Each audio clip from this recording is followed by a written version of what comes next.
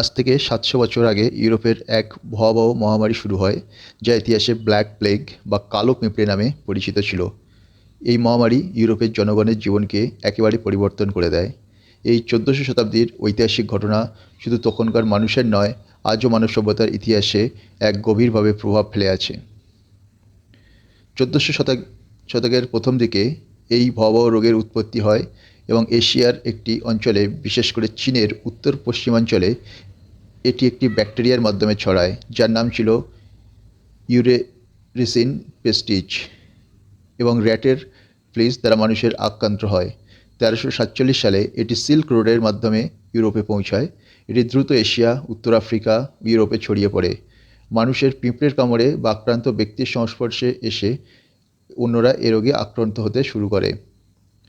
১৩৪৭ সাল থেকে ১৩৫১ সাল পর্যন্ত ব্ল্যাক প্লেগ ইউরোপের সব দেশের মধ্যে ছড়িয়ে পড়েছিল। প্রথম এটি ইতালি, তারপর ফ্রান্স, স্পেন, ইংল্যান্ড এবং দেশগুলিতে দ্রুত ছড়িয়ে পড়তে থাকে। এই মহামারীটি পৃথিবী এতই ভয়াবহ ছিল যে মানুষকে গৃহবন্দী হতে বাধ্য করা হতো এবং শহরগুলি প্রায় জনশূন্য হয়ে পড়ে। বিশেষত বন্দর শহরগুলি, যেখানে আন্তর্জাতিক বাণিজ্য চলত, সেখানে প্লেগের বিস্তার অত্যন্ত দ্রুত ঘটেছিল। ব্ল্যাক প্লেগের প্রধান উপসর্গ ছিল জ্বর, শারীরিক দুর্বলতা, শরীরের বিভিন্ন স্থানে বড় বড় কালো দাগ, ফোকসা দেখা দেওয়া। এই ফোকসা বা বুবনস অত্যন্ত বেদনাদায়ক ছিল এবং ৮০% রোগীর মৃত্যুর সম্মুখীন হতে হতো।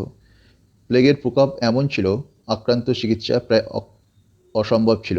অনেক মানুষ রোগের আতঙ্কে আত্মহত্যা করত এবং হাজার হাজার মানুষ একে অপরের সাহায্য করতেও সক্ষম হননি।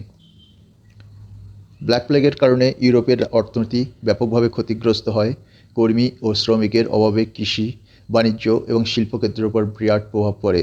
শহরগুলি বাণিজ্য বন্ধ হয়ে যায় এবং গ্রামাঞ্চলে কৃষি উৎপাদনও কম হয়ে যায়।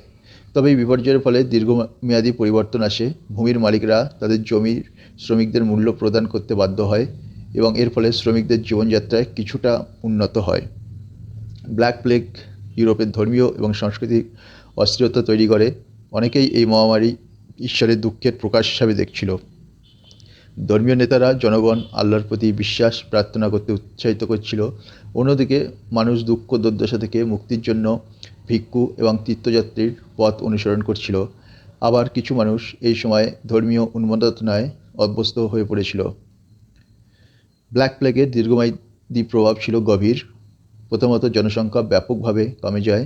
ইউরোপ প্রায় ২৫ থেকে ৩০ মিলিয়নের মানুষ মারা যায়। এর পরবর্তী প্রভাব হিসাবে ইউরোপ কৃষিক্ষেত্রে, শিল্পক্ষেত্রে ধীরে ধীরে পুনর্গঠিত হতে শুরু করে।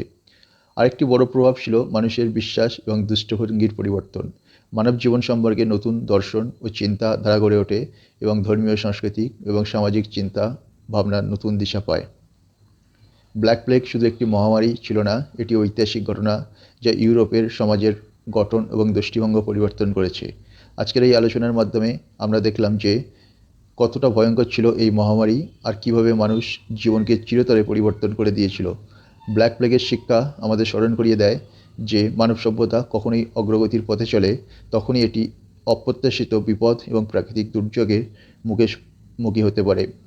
এই বিপর্যয়ের মধ্যেও মানুষের ক্ষমতা ছিল পুনর্গঠন এবং নতুন কিছু শিখে যাওয়া এবং সামনের দিকে এগিয়ে যাওয়া। ধন্যবাদ আমাদের এই ইতিহাসের গুরুত্বপূর্ণ অধ্যায় জানার জন্য। আশা করি এটি আপনাদের কাছে তথ্যপূর্ণ এবং চিন্তাশীল হয়েছে। আমাদের পরবর্তী ভিডিওতে আবার দেখা হবে। ততক্ষণ ধন্যবাদ।